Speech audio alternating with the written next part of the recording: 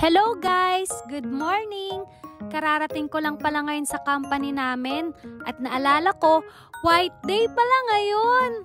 I-share ko lang guys, dito po pala sa Japan, ino-honor nila yung White Day or Women's Day at sineselebrate nila ito every year. Paano nga ba nila ito sineselebrate? Isa sa mga way kung paano nila i-celebrate ang White Day ay ang pagbibigay ng mga gifts or chocolate sa mga kababaihan dito sa Japan. Ay loko, ihanda ko na yung sugar ko niyan.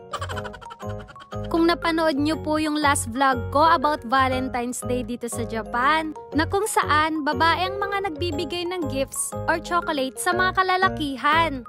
And to return the favor, sila naman po yung magbibigay sa amin ngayon. Kaya today is March 14, 2024, marami tayong marireceive na chocolate! Sana all laging White Day! To all strong women's out there, mabuhay po tayong lahat!